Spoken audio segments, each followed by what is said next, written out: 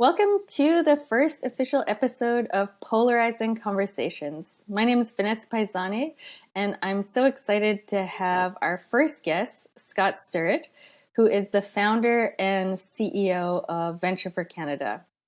I met Scott in 2015, which was a while ago now. I met Scott at an event I was running in New Brunswick, which was focused on connecting graduates with employers in New Brunswick.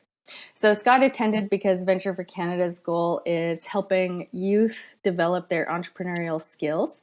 And since the time I met Scott, he at the time was a few years into Venture for Canada.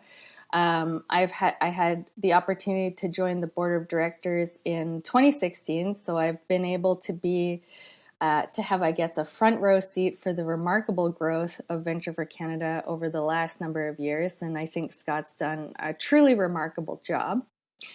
Scott published an editorial or an opinion piece in the Globe and Mail in December, and it was entitled "Teaching Debate Skills Will Strengthen Democracy."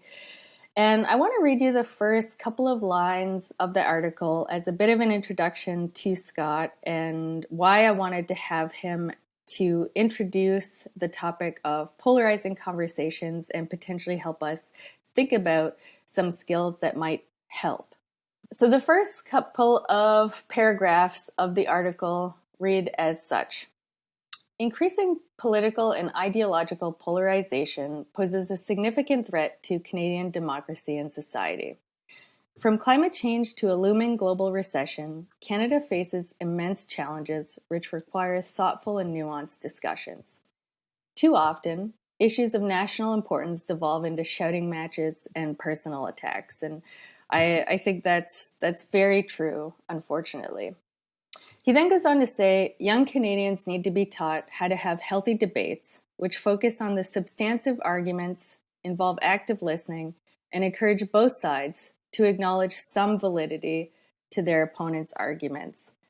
And in my intro to Polarizing Conversations and to this season of the podcast, I talk a bit about feminism and how I found my way to this topic of polarizing conversations, because when I first started really deeply exploring feminism, I found myself perhaps on one pole, and I was curious to learn about that other side of the debate, because I realized that I was perhaps in a bit of an echo chamber.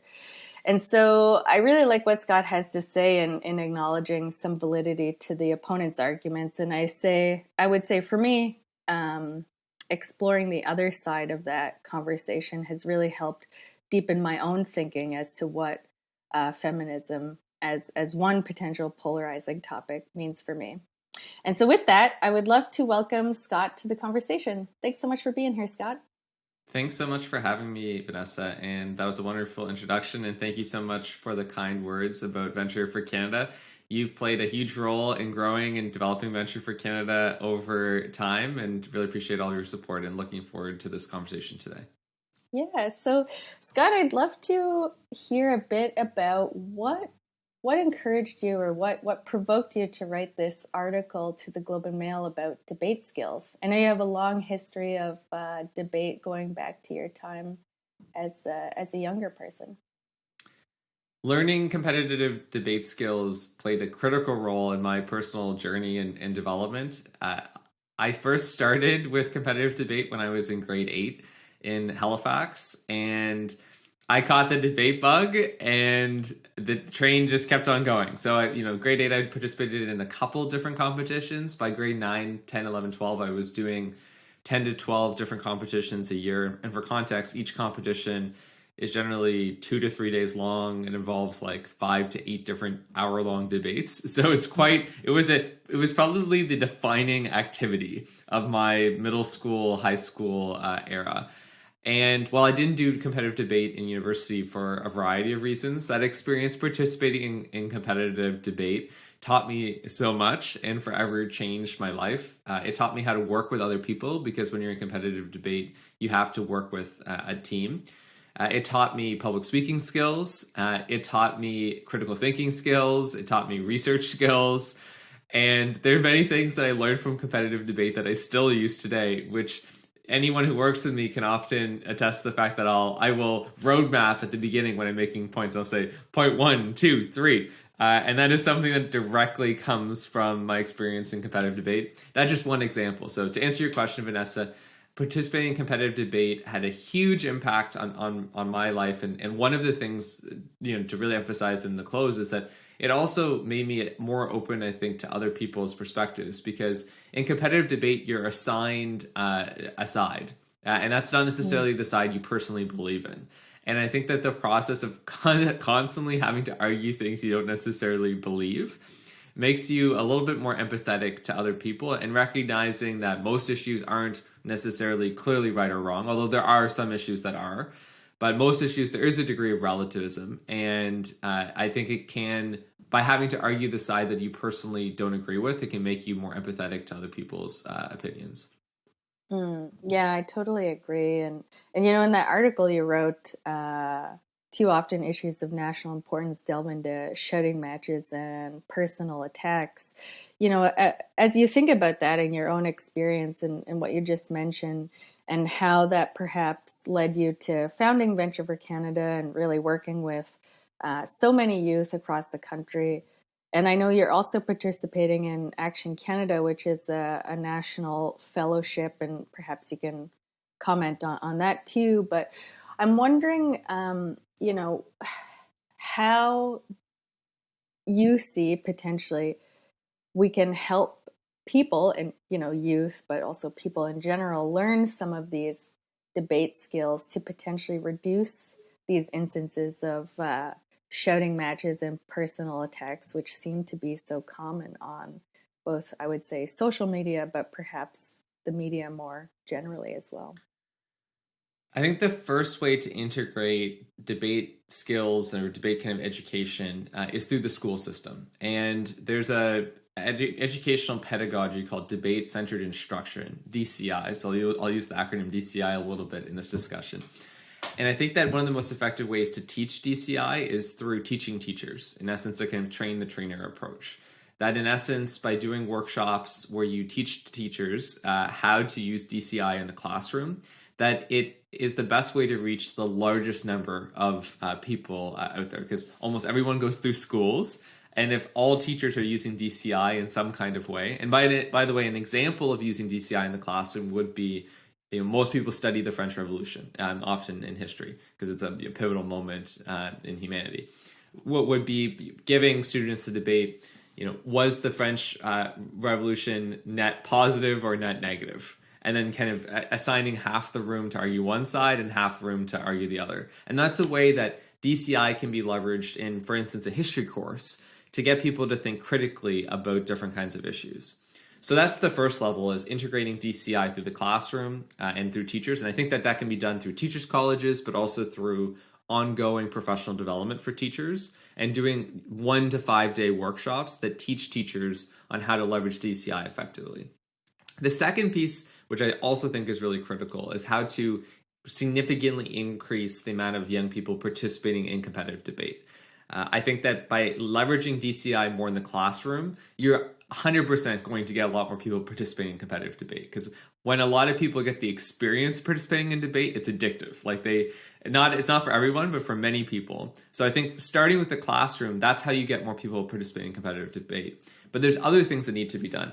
I think one thing that's really important is more national organizations that are around promoting access to participating in competitive debate. So in the United States, there's an organization called the National Association of Urban Debate Leagues that works in inner cities in the US to promote access to competitive debate. In the UK, there's an organization called DebateMate. That's a UK charity that does very similar thing to the National Urban Debate League. I think while there's some of these initiatives in Canada, there needs to be more national work being done to promote access to competitive debate for all, because currently the vast majority of people participating in competitive debate in Canada come from wealthier backgrounds and attend private schools, because it's the private schools that hire the debate coaches. So right now it is a very inequitable kind of system.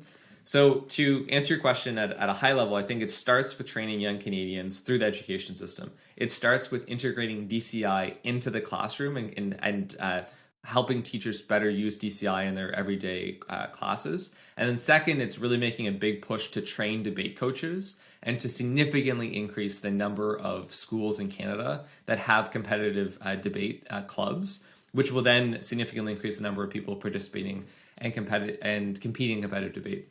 The third point that I would say, going back to my point about how I love, different points, would be then I also think it's important for adults. Like, how can organizations through the professional development activities that they do for their staff also train people to have productive discussion? Within Action Canada, one of the things I'm proposing to them right now, I'll be working on it this afternoon, is how to integrate debate into an upcoming session that we're doing. And I think, we're mainly in our 30s and 40s, the Action Canada fellows. But I think similarly, debate education shouldn't just be for people who are in K to 12 or university. It should be ongoing. So I think that there's opportunities to provide debate education in terms of adult learning and ongoing kind of education. So if I was to recap it at 3 high levels, it's integrate DCI into the classroom through training teachers, significantly increasing the number of people participating in competitive debate when they're young through training debate coaches and creating more debate clubs. And 3, it's integrating debate skill DCI education into adult education and kind of ongoing training programs. Yeah, I really like that, and especially that idea of ongoing professional development.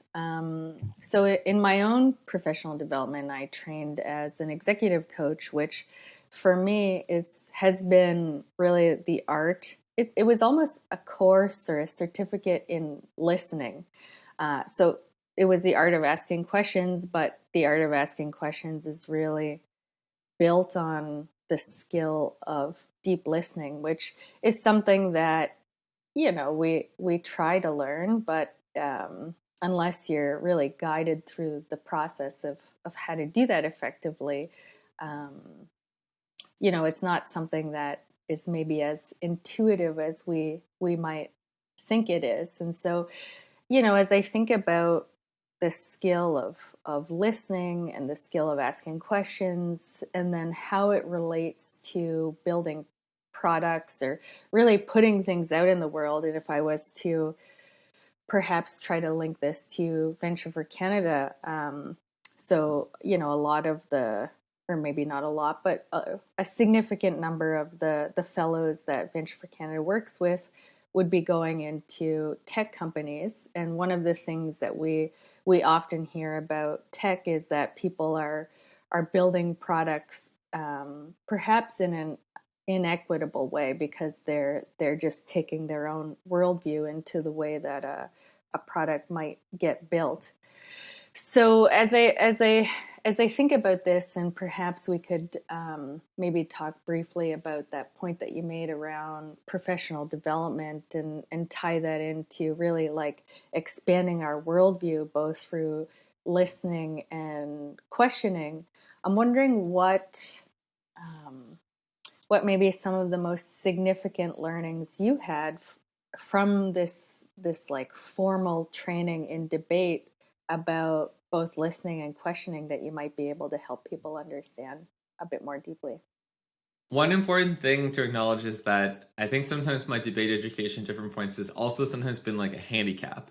So it's like anything that is like too becomes too part of your identity can also hold one back in different ways. Yeah. And I will answer the question, but I first want to acknowledge that one of the things in my own learning journey has been to unlearn a little bit of sometimes some of my habits from competitive debate, which was that in competitive debate, the goal is to win. It's to beat the other team, and it's to get the other judges to think that your arguments are more compelling.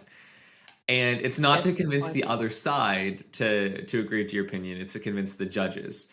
So sometimes it's not in competitive debate. It can be about trying to there's a term straw man, like to misrepresent the other side or to do some kind of clever things to win.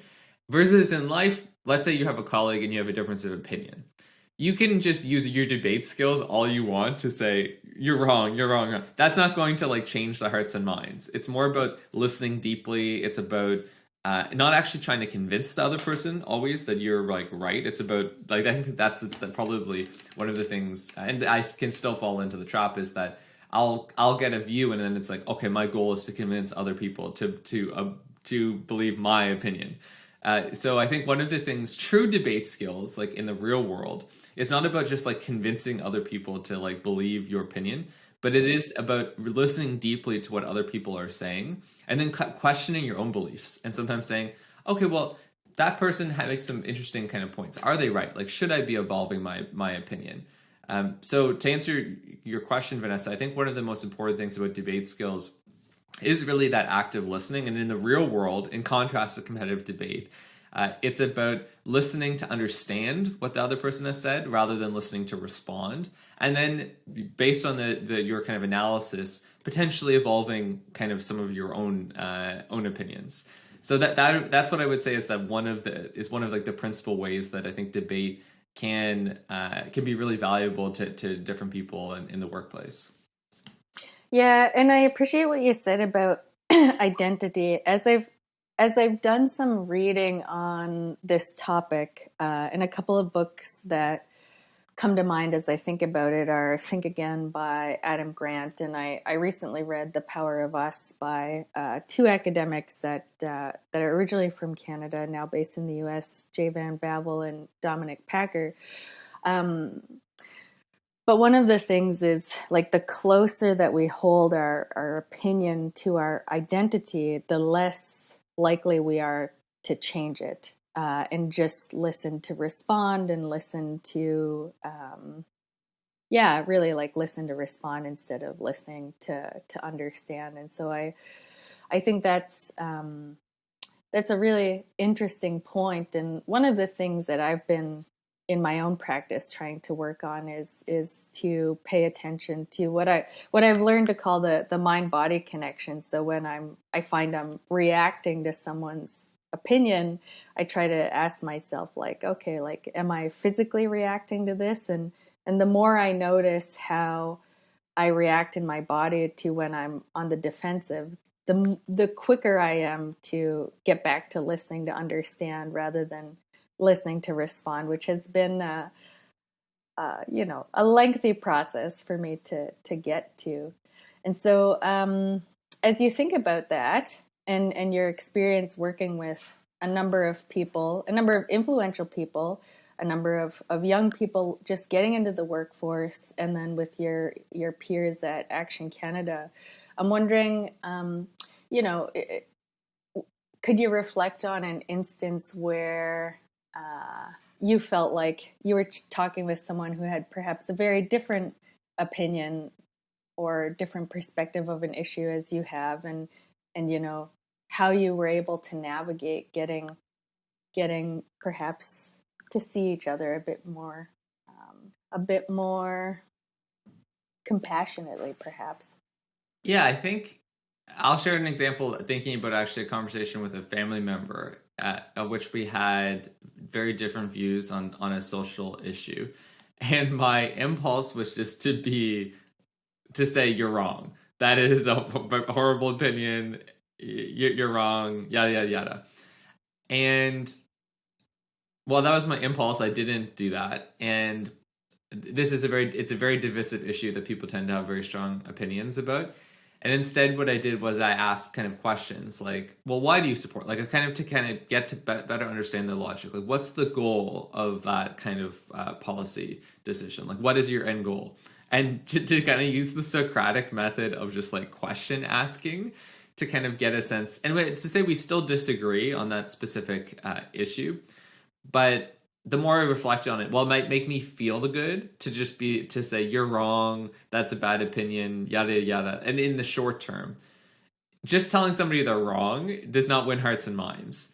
I think that if you Yeah. are trying to, if you are trying to, I think two things. One is to really understand why the person holds the view that they do. It's important to ask lots of questions, and to change both your mind as well as the other person's mind to get to what is closer to the truth, if there is a truth. I think is that mutually kind of like question that, like the Socratic, like, well, why do you believe that? Like, what are your goals? Kind of getting a little bit of a sense. So to answer your question, that specific instance, rather than me trying to like browbeat the other person to believe my view, it was more to approach it from curiosity.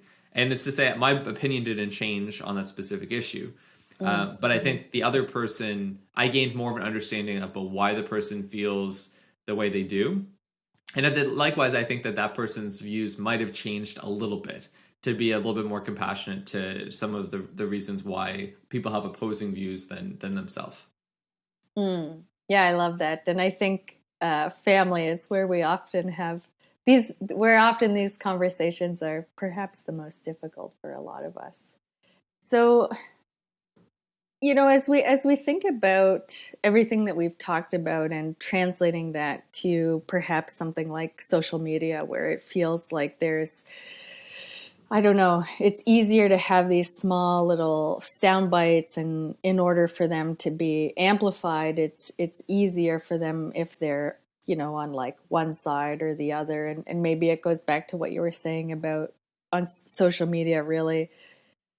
I don't know if the goal is to win debates. It does seem like it's more about winning than it is about getting a deep conversation sometimes. And so, if you were to reflect a bit on, how we can have more thoughtful and nuanced discussions as we interact with each other online, what reflections do you have on your experience in debate that might help us? It's a great question. And I think that social media, and I'm far from the only person to say this, has a hugely negative impact on our discourse, partly because the written word and like short little sound bites are not conducive, I think, to great debates. Like, it's not conducive to asking questions or having like that kind of Socratic dialogue that we talked about earlier. So if there's one thing, as I was to say about social media and debates, it's to try to move social media debates to like in-person real debates or like discussions over Zoom. I still use LinkedIn and for more work purposes, but I've really taken a step back and don't really use social media that much because I find that it is so polarizing and it's not conducive to authentic discussions that like change my perspectives on different things. So, and I wonder, like, I do have a genuine question of like whether 20 to 30 years from now, social media will exist in the way that, because I think that people potentially are going to increasingly see how negative it is for us on so many different levels, beyond the polarization of our discourse from mental health to wasting kind of our time and the attention economy. I think that there's a lot of extremely negative aspects to social media use the polarizing nature of our society is, I think, partially linked to the increased use of social media. So I answered the question, but I made a more broad comment critical of social media in general. And if there's one book I would recommend folks read, and this book really evolved my own view on social media. It's called this Surveillance Capitalism by Shoshana Zuboff. Definitely a long book to read. But one of the things that really reaffirmed to me is just how I think negative and pernicious social media is on our society and world. That means we have to like live with it because like at it's to say it's negative, but it also is like ubiquitous. I think it's tough to just completely unplug. But at least for my own self, I try to use social media in a very intentional way, and and then when I use it, it's for a specific goal. And for me, having political discussions online is not an effective way to understand other people's points of view. Yeah, I will check that book out. And actually, a mentor this morning recommended a book on that theme to me called Stolen Focus, which I haven't yet read. Obviously, I just heard about it today, but I'm very much looking forward to checking it out. And I agree with you. It feels like social media it does kind of send us in these polarizing discussions. And I actually just finished Barack Obama's book, and regardless of what you think about his politics, I think at the end it was interesting. He was reflecting on the rise of how the media excuse me, was tending to polarize a lot of his positions. And so it was interesting to think about how that has happened more and more over the last, let's say, 10 years or so. And maybe as a last question, if you were to reflect on how we can get away from that, I mean, I heard you say to have more intentional discussions, to like seek out people who perhaps you want to get to know in more detail, or if you are using social media, to use it very intentionally, but I'm wondering what steps you think people can take in their personal lives to really, hopefully, start to depolarize society as much as possible. One step is to read the opinions of authors that you don't necessarily agree with, and I think that that's something that's really important. I think what the legacy of Henry Kissinger is a mixed one at best, but I'm currently reading one of Henry Kissinger's books, which I don't necessarily agree with all of his descriptions, although I think he is a very smart person, and there's a lot of interesting points that he does make in that book. But it's interesting reading that book now. It's not a typical book that I would read because I don't agree with a lot of Henry Kissinger's views on things. But it was an important book for me to read because it's kind of opened my eyes to different perspectives. And it's like, oh, that's an interesting point. I tend to not hear that often. And one of the things I want to do more is try to read nonfiction that is written by authors that I might have strongly divergent views on. So I think that that's one piece that's really important, is reading things that you might disagree with. I would say the second would be also interacting with people who you disagree with and kind of getting a sense of why they have different views, and I think maybe the third is to have the courage to debate people. I think there's a lot of people who are really afraid to have any kind of disagreements with other people, and part of and to me, like, having discussions and debates and different opinions, like, that's not a bad thing. That's like a gift, and it's there's one person I know well, and the other person will always apologize with having a different opinion, I always find it kind of bizarre because it's like, don't apologize to have a different opinion. Like, that's just like life. Like, it's that you're entitled to your opinion. No need to apologize for it. And I do think that to some extent there can be a Canadian thing where we really don't like to disagree with each other. Yeah. And disagreement is a part of life. And the challenge in our society isn't that there are too many debates. It's that too many of our debates are unhealthy and that they Yeah. devolve into kind of name calling. So I think that the goal is having more debates in our society, but conducting them in healthier, more productive kinds of ways. And I think that that starts with training kids to say that, like, debates and arguments and disagreements, that they're not a bad thing. And also it goes beyond Canadians. Like, I think it's something that is very embedded in most people's human nature, not everybody, to be conflict averse. More people are conflict averse than they are loving of conflict. And how do we train more people to not, like, when conflict comes, to not like run away from it, but to like embrace it in like a healthy way? Because I think sometimes when you have really unhealthy conflicts, it's partially because people have been trying to avoid the conflict, and then it's caused Yeah. this thing to kind of like blow up. So yeah, it's to say, to recap, there are many different ways I think that people can embrace other people or get to know other people's perspectives, and that includes through reading books that they disagree with, interacting with people who they might disagree with, and also, sorry, the third, I'm forgetting the third point, but yeah, I think it's a really important point, Vanessa, and it's something that's really critical for people to interact with views that they might not necessarily agree with.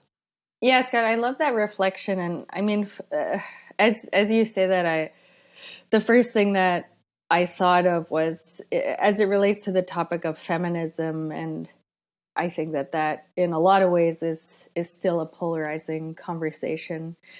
One of the authors that I sought out was Dr. Jordan Peterson, because everybody kind of told me that he was the person who had very opposite views of mine. So I've read a lot of his work, and interestingly, I feel like I would probably agree with about 75% of what he's saying, and then the other 25% I'm still like, yeah, I think I see the world differently. But that's yeah, it's been a really important process for me to seek out those other opinions. And about the seeking people out that have differing views, like, I think that is important too, and something that we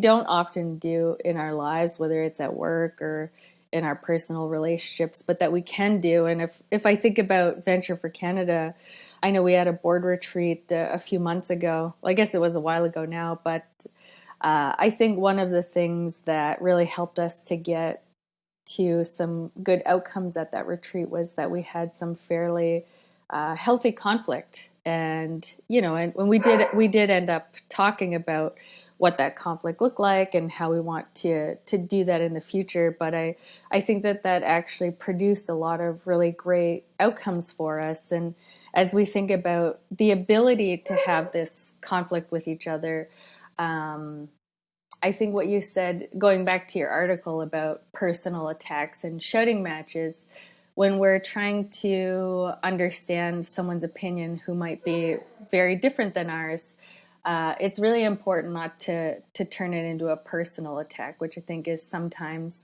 feels like the easiest way to get out of the conversation Yeah. when we're uncomfortable, but it's not the most productive, and it certainly doesn't lead to lasting relationships or building a stronger society as well. Yeah, and I think it's important to view people who have opposing views, even on really contentious issues, as like people, that they have families and that they have interests, and that they're not. And most, I mean, there are certain people who are bad in this world, but most people aren't, and that they're people, and that there's usually complex life experiences for why they have different views than you. And to not demonize them. And I think that it is a very human thing to try to demonize our opponents, and it's kind of trying to check that impulse, which I think most people have, and to say no. It's like, how can we constructively disagree but still have very positive social relationships with different kinds of people. And I think the challenge a lot in our society is it's increasingly the rise of cancel culture to some extent, and on both sides. And it's something that's often said more on the left. I think that the cancel culture can also exist on the right, in the sense that it's just, if somebody says, it's not saying, for instance, I think some on the left would be saying, oh, everything Jordan Peterson, he is horrible, there's nothing that he says is good, versus it's sort of just, it's that, like, the journey that you went on it to say that people like Jordan Peterson are complex, and one may disagree with a lot of things, but it doesn't mean that every single thing he has ever said in the history of the world is a horrible thing. And I think that the rise of cancel culture on both sides causes us to like demonize, to say, oh, this person's a saint, or this person is horrible. Or likewise, it can result in, if one person does one thing that is offside, then then everything else that person has ever done is now negative. And in some extent, I think that there's a degree of like moral perfectionism that can exist in the world. And it's to say, like, none of us are perfect, and we all have different kinds of flaws. And I think that that's an important thing of, it's an important thing when you're also having like, let's say you might disagree with somebody on a really significant kind of issue. Well, you might agree with them on other kinds of issues. Like, it's just because you disagree with them on one thing doesn't, and maybe it's intractable, you can't negotiate with them. I am sure there are other things that you can kind of find common ground. I was in a situation in a group where there were two people who had really strong personal dislike of each other, extremely strong. And one of the things that was helpful was posed the question of, what are the things that we have a shared commitment for in this group? What are the things that we all care about? And when you start with what you agree on, then you can move on, and then you start to see that there's all these things that you kind of agree on. And I think that this relates to everything from like diplomacy, from like how Canada and the United States, like, yeah, we don't have exactly the same eye to eye, but you know what? There's a lot that we do agree with. And I think part of finding common ground is having respect for our disagreements, but also recognizing that while we might disagree on a lot of things, there's in almost all cases a lot of common ground. And if you start with the common ground, then you can build more of that kind of trust, I think, longer term. Yeah, I love that. And I've always been curious about the finding common ground. And I think there's some great takeaways here, both from, how can we help teachers learn how to help students do this in their classrooms, but also if we're managers or leaders or entrepreneurs, how do we help staff learn these skills so that they can more effectively navigate conflicts that arise at work. And I think that last point around making sure that we respect the person that we're talking to, even if we disagree with their opinion, it really gets back to the humanity of it all. And like how we obviously have a common humanity. So then how can we talk about these things that are very difficult at times to talk about, whether it's with our family or spouses or friends or people at work or people that we're training. How can we do this in a way that doesn't pretend like that it's not contentious, but also doesn't cause us to really like want to fight about it either? Yeah, one of the things I think that's important for people to practice, including myself, is when you're dealing with people who have different opinions than you on really contentious issues, is almost to practice a degree of detachment. So it's not caring. It's not just like, oh, who cares? That it's irrelevant, because these are important issues in most cases. But it's to say, well, that person has a different view, and almost to kind of not get that riled up. I think that one of the situations is when sometimes people meet people who have different opinions, it's like the pitchforks come out and they get so worked up.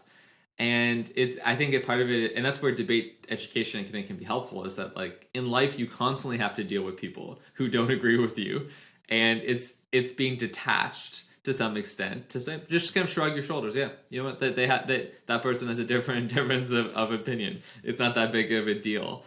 And unfortunately, I think that because of the nature of our society and some of the echo chambers that can form, we're so used to meeting people with similar opinion that when we meet people with different opinion, it can be tough for people, including myself sometimes, to practice that level of detachment. Yeah, I like that. And I liked your point about moral perfectionism too. How do we get away from that tendency to think that there's one right way to be, and that, to honor the multiple perspectives that are out there.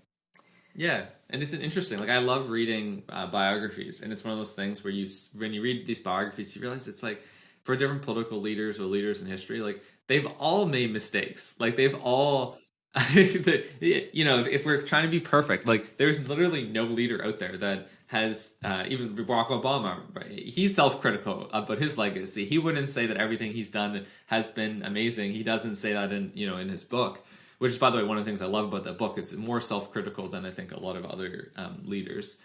And I think the more that we have we have humility about our own views, the more that we also have humility about like other people. Like I think perfectionism can, like if we view that our views are perfect, and that everyone else needs to be perfect. It's interesting to think about the way that sort of the rise of perfectionism in North American society is also intertwined with the decrease of our political discourse. Because I think sometimes other-oriented perfectionism, in essence, when we expect other people to be perfect, part of that's intertwined in that is that we expect them to have the same views as us, because what is perfect is to be have the same thinking as us. So anyway, it's interesting to think about the link between other-oriented perfectionism and the decrease of our political discourse. I love that. And thank you so much for this conversation today, Scott. We'll link the article from the Globe and Mail that I mentioned, and as well as some of the resources that you recommended people check out today. And in particular, I think one of the things that I've always heard people say about you is your deep curiosity, and I think that was really evident today in how deeply you've thought about debate and how it can really help us both become like better people, better in relationships, as well as better leaders. So thank you so much. Thank you so much, Vanessa. It was a pleasure speaking with you, and it's been a pleasure getting to know you over the last almost 8 years. So thanks so much for having me on the podcast. Thanks for being here.